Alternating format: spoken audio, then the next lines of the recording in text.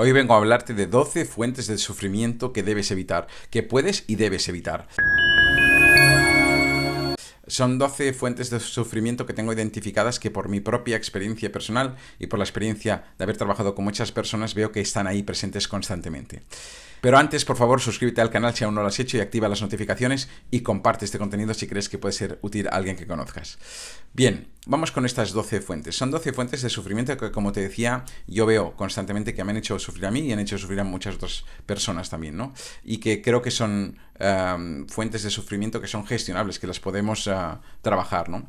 Sin duda, porque probablemente la que más incide, la más importante es trabajar tus heridas del pasado. Todos tenemos heridas de nuestro pasado, de pasado más presente, pero es verdad que todos hemos sufrido pequeños o medianos o grandes traumas, ¿no? Que nos han condicionado y que nos condicionan en nuestro día y que nos generan sufrimiento a día de hoy. ¿Por qué? Cada vez que hemos vivido algo, que hemos tenido una herida en nuestro pasado y no hemos sido capaces de procesarla correctamente, de gestionarla emocionalmente de manera correcta, eso nos ha generado un pozo que queda allí y que nos sigue condicionando y nos hace sufrir a día de hoy porque de manera innecesaria se presenta esta herida cuando entramos en resonancia con aquello que ocurrió en muchas cosas que pasan en nuestro día a día, ¿no? Entonces, el poder trabajar nuestras heridas del pasado para mí es quizá el más importante de estos puntos, de estas fuentes de sufrimiento que debemos y podemos trabajar. El segundo punto, revisa tus creencias. Hemos hablado ya alguna vez de esto, ¿no? Pero tenemos nuestras creencias a menudo muy limitantes, que nos vienen básicamente de tres fuentes, ¿no? Que son del contexto sociocultural en el que hemos nacido y nos hemos educado, ¿eh? No es lo mismo nacer en Nueva York que en Beirut, y eso te va a generar creencias distintas. El tipo de padres y de maestros, los modelos que has tenido y que te han hecho creer que eso eran verdades absolutas porque te lo decían tus referentes, y luego tus propias experiencias de vida, que la experiencia genera creencia y la creencia vuelve a generar experiencia otra vez. Así que el revisar tus creencias, el trabajar tus creencias es algo que te va a evitar mucho sufrimiento también. Otro punto que hemos hablado también alguna vez, que son las expectativas, ¿no? El trabajar las expectativas del ser humano es especialista en ponerse expectativas y además es especialista en poner unas expectativas que siempre están desmesuradas, por encima o por debajo. Siempre es o catastrofista o optimista, pero le cuesta mucho ser realista al ser humano. Así que ser capaz de poder trabajar y revisar estas expectativas para que sean expectativas pues razonables, coherentes, que tengan sentido, nos va a ayudar mucho también a ahorrarnos mucho sufrimiento, ¿no? Siguiente punto son los modelos. El tener claro, todos tenemos modelos en los que basamos nuestra vida. Entonces, ¿qué modelos son los que estoy persiguiendo? ¿A qué modelos he dado el poder de que me digan cómo debe ser mi vida, ¿no? Tengo que poder inspirarme de ciertos modelos, que esto está muy bien, pero nunca compararme con esos modelos, ¿no? Entonces, plantéate qué modelos estás siguiendo, porque el perseguir modelos que a lo mejor no resuenan internamente con lo que tú realmente necesitas, sino más con lo que te han dicho o lo que te parece que te dará felicidad, también te genera mucho sufrimiento, ¿no? Entonces, revisa tus modelos, que es otro punto súper importante. Uno que es más que obvio, que es la falta de autoconocimiento, ¿no? También, sabes que yo soy un yonki del autoconocimiento, lo creo muy importante el autoconocimiento, sobre todo por esta parte de que es algo permanente. Nosotros no somos los mismos, yo no soy el mismo ahora que hace 5 años ni que hace 10, con lo cual el autoconocimiento es infinito, es permanente, es algo que debemos revisar constantemente porque nuestro autoconocimiento que tengamos de nosotros hoy no nos sirve para dentro de 6 meses ni para dentro de 6 años. Es un proceso de revisión constante, permanente, de ser capaz de autoanalizarse y de ver cómo está uno en cada momento, ¿no? Y que le afecta a uno en función de lo que ha vivido y demás. Siguiente punto, que también genera mucho sufrimiento, es la falta de autorresponsabilidad. Y genera sufrimiento porque no hacer aquello que sabemos que debemos hacer, no hacernos responsables de cualquier cosa de nuestra vida de la que nos podamos y debamos hacernos responsables, nos genera sufrimiento. Nosotros sabemos qué es lo que debemos hacer, sabemos de qué somos responsables y sabemos que cuando no hacemos aquello que debemos hacer, cuando no nos responsabilizamos, cuando no trabajamos la autorresponsabilidad para autorresponsabilizarnos, no nos sentimos bien y eso nos genera sufrimiento, ¿no? Es muy fácil, fíjate que, por ejemplo, es muy fácil responsabilizarse por cuenta ajena, es decir, cuando te lo imponen desde fuera. Cuando un niño tiene que hacer lo que le dice su madre es más fácil. Cuando un empleado tiene que hacer lo que dice su jefe es más fácil que para un autoempleado o para un empresario hacer lo que tiene que hacer porque le confronta con su autorresponsabilidad, ¿no? Y eso, ya te digo, el no trabajar la autorresponsabilidad nos sitúa en la zona de sabernos que no estamos haciendo lo que deberíamos y eso nos genera sufrimiento.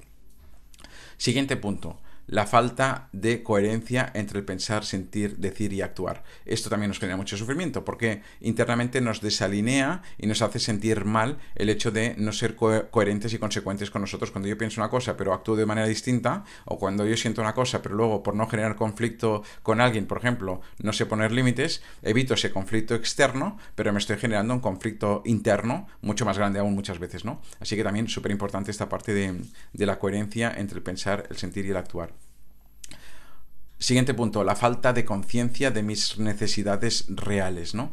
Lo hablé también en algún vídeo, tenemos unas necesidades muchas veces muy confusas, nos hemos creído que necesitamos una serie de cosas por lo que nos han dicho, por lo que vemos en la sociedad, por lo que vemos en redes sociales, pero al final muchas veces la mayoría de personas están muy desconectadas de cuáles son sus necesidades reales, ¿no? Y solo desde esta profunda conexión de cuáles son tus necesidades reales podrás establecer tus límites, podrás perseguir objetivos que sean realistas y que no sean neuróticos, que sean objetivos que realmente estén acordes con eso que tú necesitas, y eso también te va a evitar muchísimo sufrimiento. Y te lo digo por experiencia propia, por haberme pasado más de media vida persiguiendo cubrir necesidades que no eran reales, eran más externas a mí que no las necesidades reales que yo tenía, ¿no? El siguiente punto es la gestión de tus emociones. Evidentemente, si algo genera sufrimiento es el no gestionar bien también las emociones. Cuando tú no eres capaz de gestionar cualquier estado emocional, eso te hace sufrir constantemente también. Con lo cual, el aprender a gestionar bien tus emociones, de esto haremos muchos vídeos también, pero el aprender a gestionar bien tus emociones es fundamental,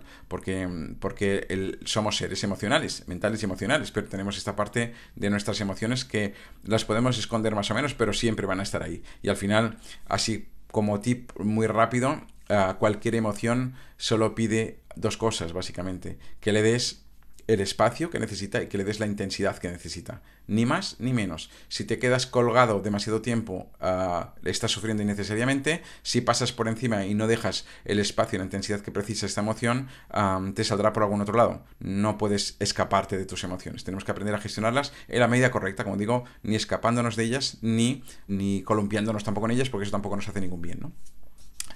Siguiente punto, la baja tolerancia a la frustración, ¿no? También lo he hablado en algún vídeo, pero estamos en unas generaciones, sobre todo las que vienen por detrás de la mía, mucho más que las que están por delante de la mía. Yo tengo 52 años a día de hoy y realmente la tolerancia a la frustración de mis hijos es muy inferior a la que tenían mis padres. Y esto lo hemos generado nosotros porque, bueno, al final tenemos sociedades con mucho más confortables, en la que la gente ha tenido mucha más facilidad y ha tenido que ejercitar mucho menos la tolerancia a la frustración, ¿no?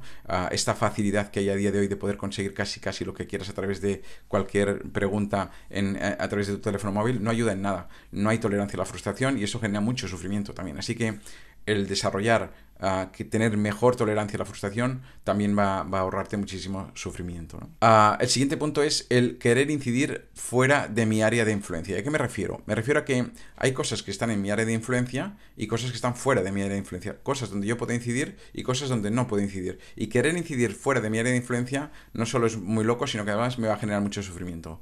¿Qué está dentro de mi área de influencia? Pues lo que yo hago, lo que yo digo, cómo yo actúo, la posibilidad de lo que tengo que... lo que yo pienso. ¿Qué está fuera de mi área de influencia? Lo que hacen los demás, lo que piensan los demás, cómo actúan los demás. Esto no está en mi área de influencia. Entonces, querer irse, trabajo tenemos ya con lo nuestro como para irnos a querer modificar los comportamientos, las acciones, las palabras de los demás, ¿no? Así que el querer incidir fuera de mi área de influencia es algo que también, sin duda, es una fuente inagotable de sufrimiento.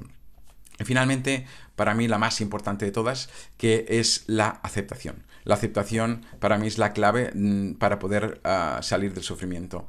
Cualquier fuente de sufrimiento nos está diciendo siempre que no estamos aceptando algo. Cuando tú sufres, fíjate que es porque no aceptas algo tuyo o de lo que acontece en tu vida, de lo que te presenta la vida o algo de los demás, pero siempre que estamos sufriendo hay esta parte que está afectándonos, que es la falta de aceptación. Cuando tú eres capaz de aceptar de manera radical, de manera profunda, de manera honesta, sincera, cuando tú aceptas, se termina el sufrimiento. O sea, incluso en un duelo, llega un punto en el que la aceptación hace que salgas de ese sufrimiento, ¿no? Pero la aceptación es la piedra angular, la clave fundamental para evitar el sufrimiento.